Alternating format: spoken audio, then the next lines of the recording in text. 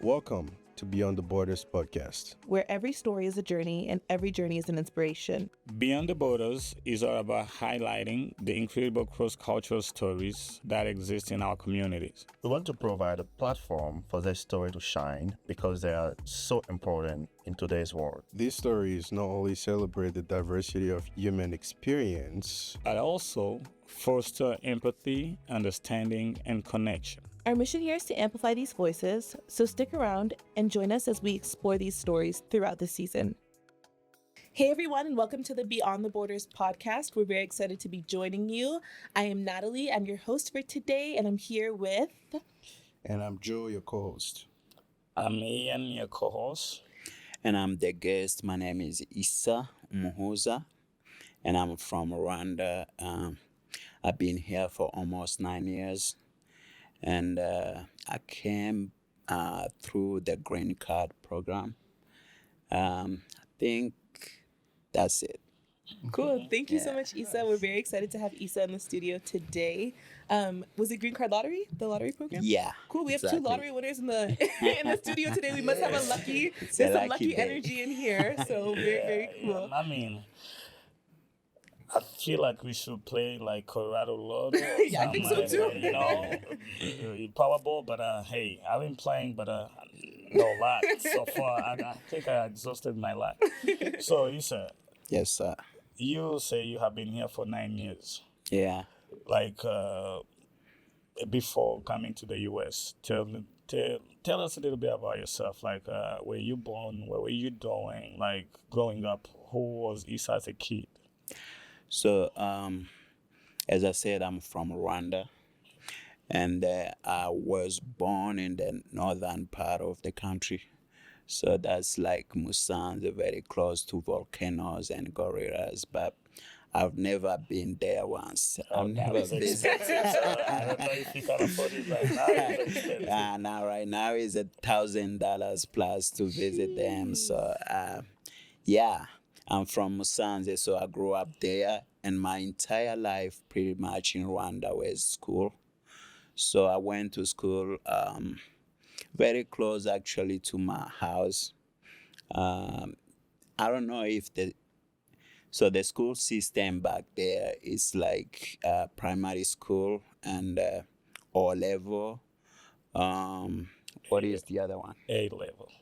A level. Yes, it's all level, ordinary level, and advanced level. So 3 years, okay. 3 years. Yeah, So so maybe the 6 years first of high two school. I did it very close to where I used to live, and then the other one I had to move to West. Gisenyi College, that's how they call it. I mean, it's called Gisenyi College. Yeah. And then for college, I went to the South. Was National University of Rwanda. And then I spent there a few years. I had my bachelor's degree in economics in 2013, I guess. Right? Yeah, that's when I was graduated. Yeah, so yeah, that's it pretty much. It was school back in Rwanda. And then I had a chance to come over here. It was in 2015, September. Yeah, that Very was cool. my life in Rwanda pretty much. And you were in Rwanda like throughout. So coming to the U.S. was your first time like living outside of Rwanda. No, I have been to a few countries before. Okay. Yeah, I've been to Congo. I have been to... Always. Yeah, I have been to Kenya. I went to Kenya to do my interview. Oh, okay, to great, great, come great. over here. But like living outside of Rwanda, the U.S. was your first time like Was living the outside. very first time. Oh yeah. wow, yeah. So, Yeah. like, what was like your motivation to come here in the U.S.? Like, Was chasing opportunities pretty much like everybody else, you know. You always think the grass is greener on the other side. You know what I mean? Yeah, so I was trying to make a life for myself. Yeah. Okay, And Like, did you find the grass greener? I have to say. Yeah, yeah, of course. It's very green over here, bro. Okay. Also, we should I encourage our viewers that, like, hey, come to the US. The grass is Wait, green. wait. I mean, according to Issa, I have a that's follow-up question. okay. Let's go for that. Let's go. So I'm wondering because I know like one common thread that we hear a lot when we talk to people for our podcast is like I was pursuing opportunities, I was chasing opportunities, and I'm wondering like I mean, obviously you won the green card lottery, so like there was no way you were gonna win the green card lottery and be like, oh, I'm not gonna go. Like that doesn't make sense, right? Exactly. So Yeah. definitely that makes sense. But I wonder, were there particular opportunities that you felt like you could pursue here in the US versus in Rwanda? And the reason I ask is because right now, especially like amongst Africans, we're seeing all of the development that Rwanda's undergoing. Like you just mentioned, the place where you grew up is now $1,000 a night to be there, you know? So Yeah. there's a lot of development, there's a lot of things happening in Rwanda that seems like they're creating opportunities for locals. So I just wonder if the opportunities that you were chasing here, like, do you feel like they didn't exist in Rwanda at the time? And do you think that they do exist now? Or what are your thoughts? Yeah, they didn't exist in Rwanda, and even now, let's not get it twisted. That Rwanda is not. It's like very behind compared to US. So obviously, there's more opportunities over here that you cannot find in Africa. But Rwanda is doing pretty well right now, and the development is very obvious to everybody. And but the US is more advanced, so there's more opportunities over here than there is in Rwanda. Yeah, Yeah. that makes sense. Do you feel like when you came here and you were pursuing opportunities, was there anything that like shocked you, or maybe you were like, this wasn't how I thought it was gonna be? Like I didn't think that getting these opportunities was gonna be like that. Yeah, obviously the study is very hard for everybody. Everywhere you go, studying it's not gonna be easy for you. I remember I was riding my bike into the snow. No. Actually, Wow. Oh no. so when I got here, obviously there was two of my friends. They have to host me for some time so I can get on my feet and move on. And then I stayed with them for like few months. And then the one who was very close to me moved out, and the other one was working night shifts. And he came to my house to pick me up every morning. And I thought that was very tiresome for him because he had two jobs. Yeah. And he had to come pick me up, take me to work, and then we would stay there for 8-9 hours, and then he go to the next job. That was very tiring. So I thought to myself, I'm gonna make it easier for him. So I bought a bicycle. Yeah. In the snow. And then I thought winter was a normal time like the others.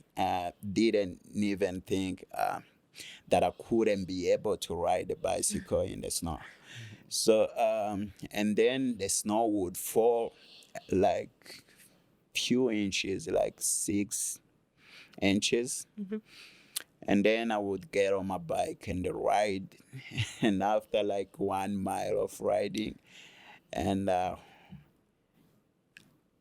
I was thinking, this is not gonna be possible. I better get back home. Yeah. And everybody was in the car looking at me crazy.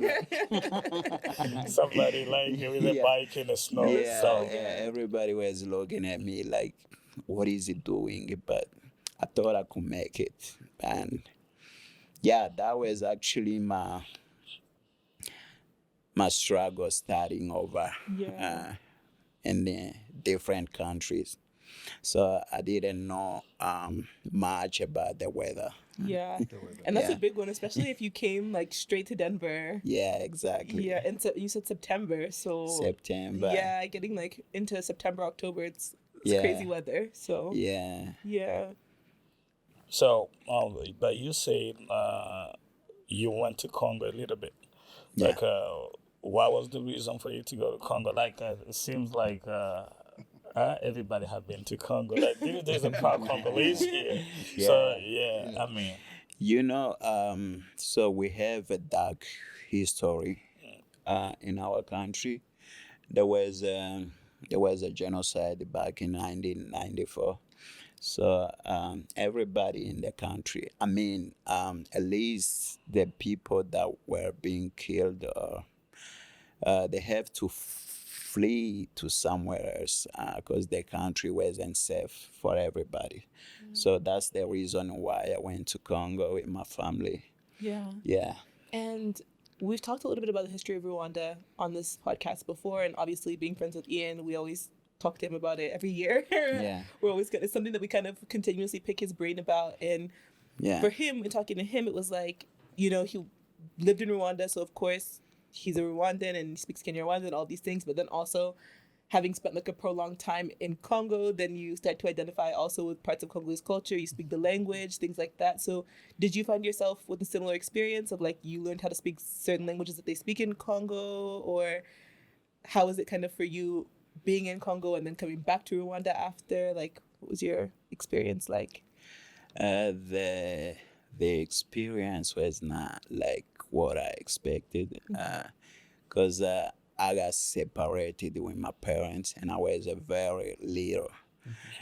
Yeah, and me and my brother, we both couldn't find our mom at some point, and we had to go to the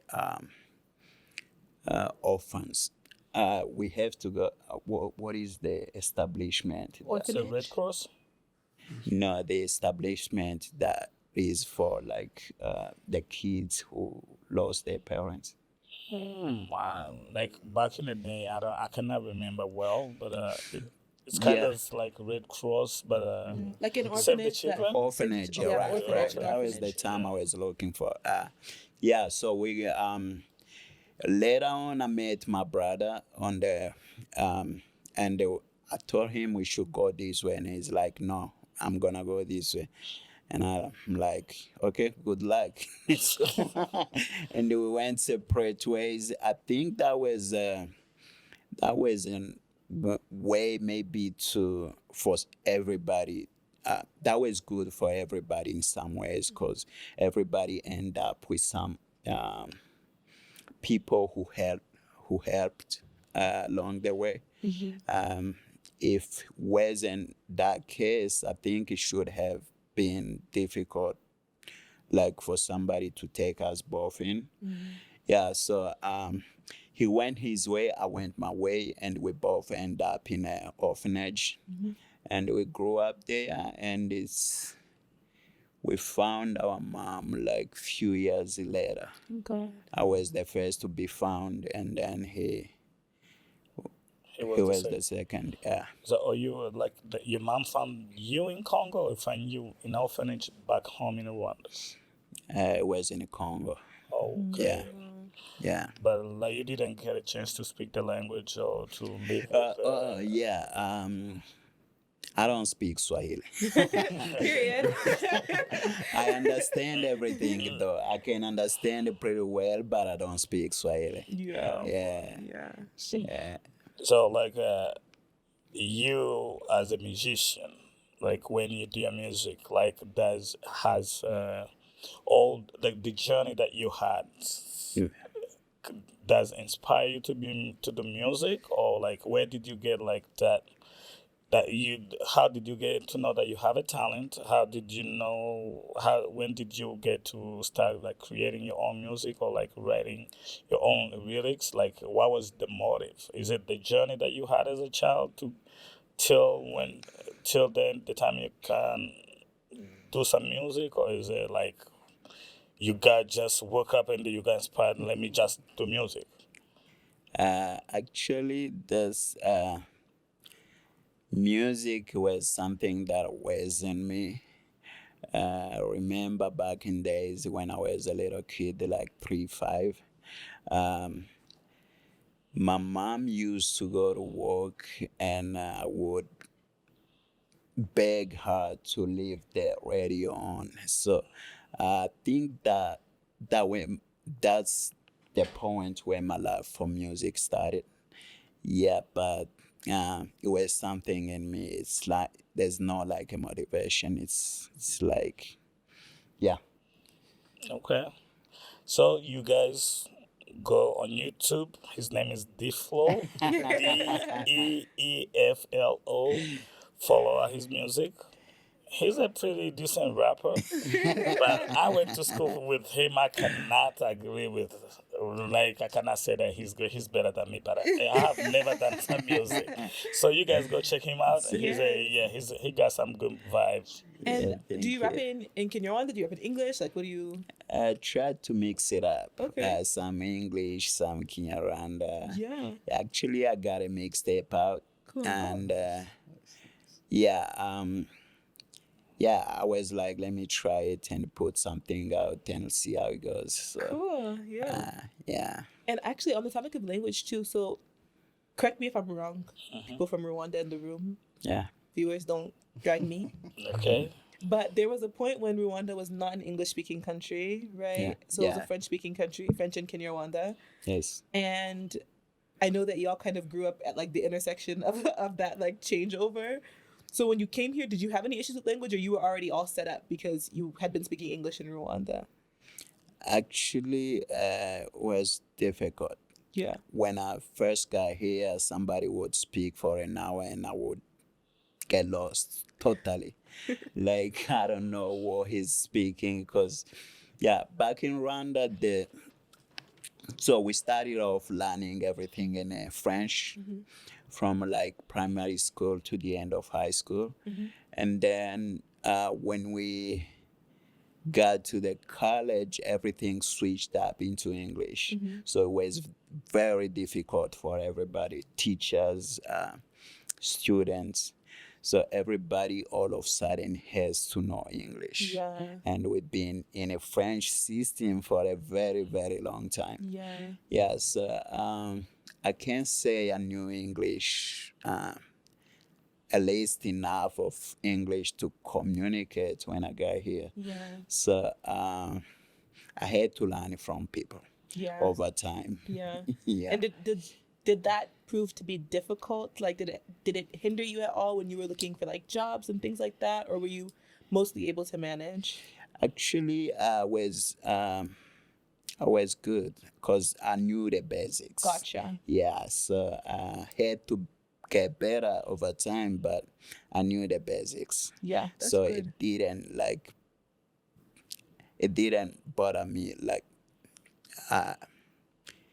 it was not something that was like a barrier in finding jobs and stuff. Yeah. Yeah. And actually, I have a question for the three of you. Yeah. I think like one thing that we talk about sometimes in the work that we do, especially, is like even amongst Africans, refugees, immigrants, whatever, right? There's a certain level of privilege that comes with being able to speak English when you come here, right?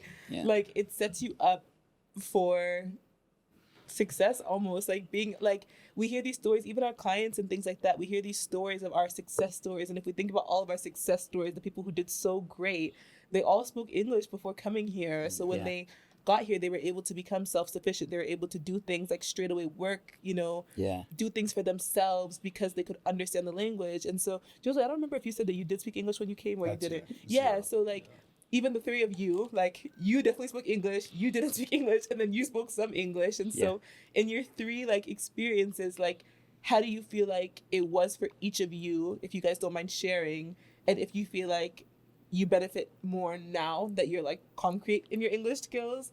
Like if you hadn't been concrete in your English skills, where do you think your situation would be at this point? I mean, me personally, it was very challenging because you come from like very like everybody speaks French back home, Swahili. Yeah. So it's like English is like something very new. Yeah. And on top of that, you have that pressure to like take normal classes because Yeah. my goal was like to get education here. Right. So like you come here, you're thinking about, all right, I need to get my bachelor's degree, my master's degree, but first I need to make sure I learn English Yeah. as soon as possible. Yeah. So you need to put extra work. Yeah. You need to read, you need to watch movies, anything that you can Yeah. to be like fluent and really to be to a level where you can take those classes. Yeah. And so I feel like I benefit more now that I speak English Yeah. because if you want to talk to network with people, Yeah. you need to know how to speak English. Yeah, Like, Exactly. if you need to get a really decent job, you need to speak English. Yeah. So I feel like I was very like even like my social life before I spoke English was very like Like low. limited. Limited, like, Yeah. because, you cannot really Yeah, you socialize gotta go with to them. the people that you Yeah. speak the same language. Yeah, So I it feel is like- like right here. Yeah. Now that I speak English, I can approach people, ask questions, Yeah. like have a conversation, talk about the movie that I saw last night, Yeah. stuff like that. Yeah. So, yeah.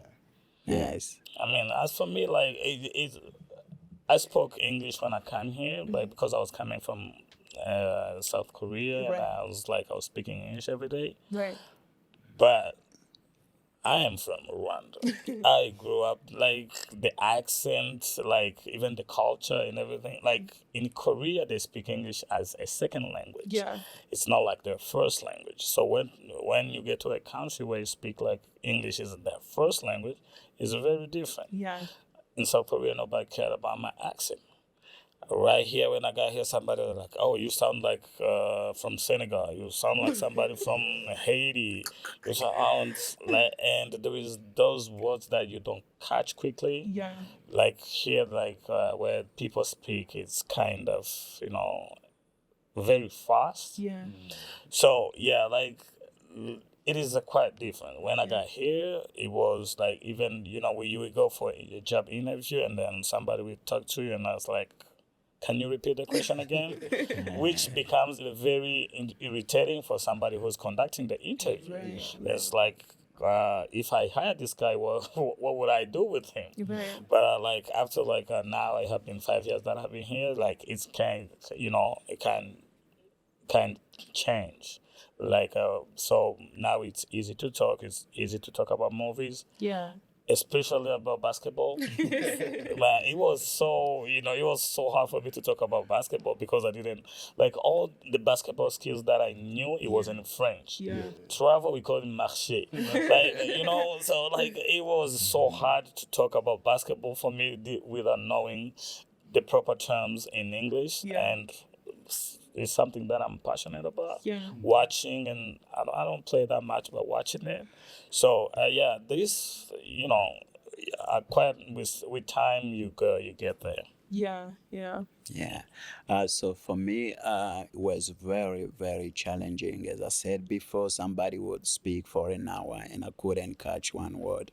But it wasn't like I didn't know English. As I Yeah. said, I knew the basics, but it was like American accent. Yeah. Back home we used to speak I wasn't even a very good speaker, maybe grammar and stuff, but back home it was like British, which is not even British, maybe mixed with African. It's We were like a dialect. transitioning. You cannot blame us on that.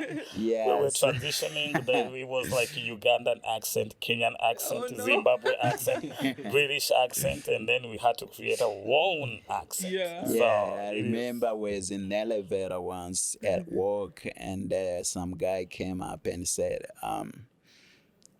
it is a very no, I was trying to start a conversation and I'm like, it's a very hot outside. And he's like, what? I'm like, it's very hot outside. And after repeating myself for 3-4 times, and I was like, you know what? Yeah. Let's not go there.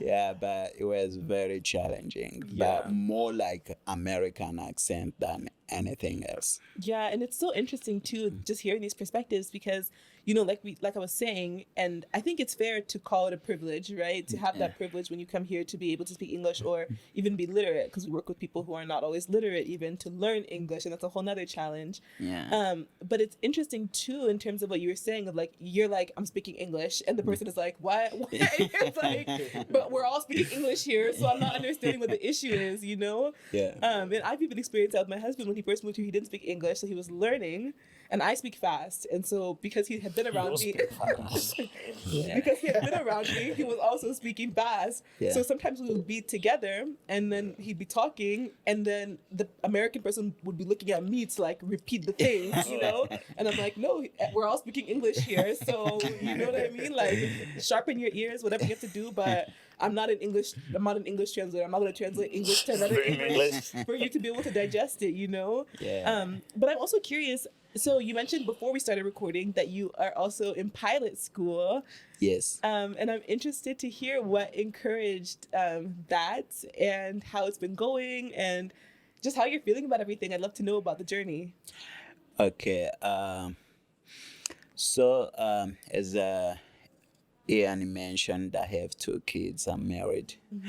And so I was looking for a change for a very long time. But I couldn't find like something that I would like to do. Like, I went to different schools, asked information, couldn't like find something that I'm very invested in. So, it took me a while. Like I wanted to go to school for a very long time, but I recently started. I've been there for like a few months now. And that was because I wanted something that I actually like, and so that it couldn't be very hard for me to study. Because, studying with a lot of responsibilities, it's a whole nother level. So, I was looking over the internet, doing some research, and I found out like actually it was not that hard as I thought, like learning how to fly. It is not?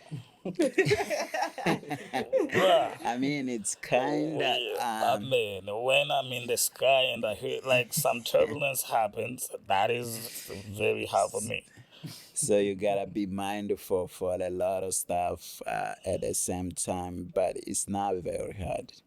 So I found out also that it is something that I can do with combined with the family responsibilities. I went to flight school to ask for some information, and then I started.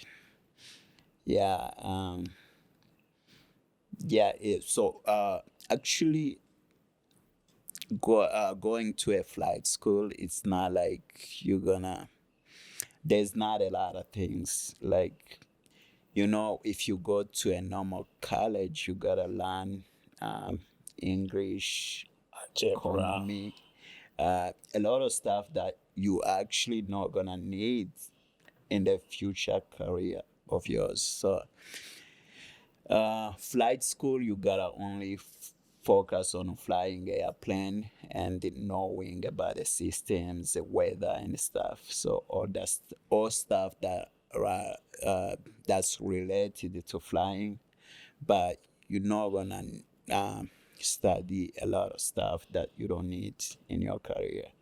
So I thought that could be easier, and then I started. So I remember like when before you go to school, it's like when we were talking,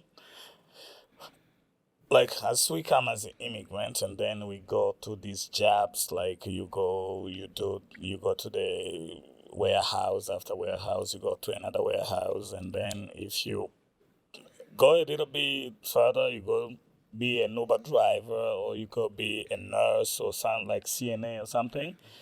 But for you were like, oh, I got 2 kids now, I need to find some inspiration to my kids. It's like, was it only that you like to fly, or was like how your kids did like inspire you to to go to a school, to a flying school?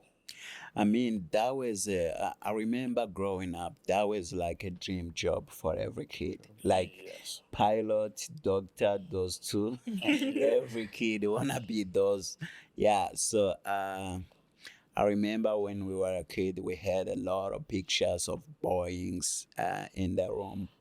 Yeah, I think it has been a passion for a very long time, but it was also about my kids. I had to focus because I want my kids to look at me and be inspired. Like, I'm not gonna settle for something less. Yeah, so that's kind of what it is. Okay. Yeah. So I'm the only single person in this on this.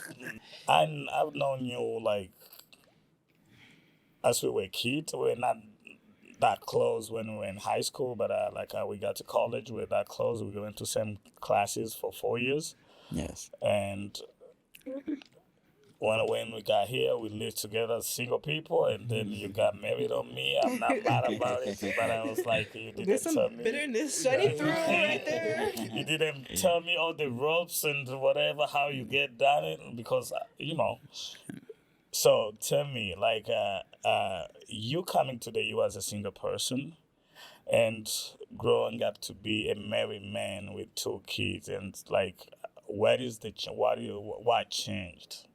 A lot of change, bro. It's a whole nother level. Like today, I was late like 10 minutes, right? Yeah, I you were talked late. about that. So what happened? My youngest is 9 months, and all of a sudden she woke up at 2 a.m. last night, and she's like, "Nobody's gonna sleep today." Yeah, yeah. So there's a lot of changes. But There's a last lot. time she was cool though. Yeah, she was cool, but When we- you guys got home, when we got home, she was asleep, and at 2 a.m. she woke up. okay. Yeah, no more sleep from that time. Yeah. So getting married, it's a bunch of like you. I think you grow up in some ways because you used to like take care of you. Now there's a whole 3, 4 people in your life that you gotta be responsible of. Yeah.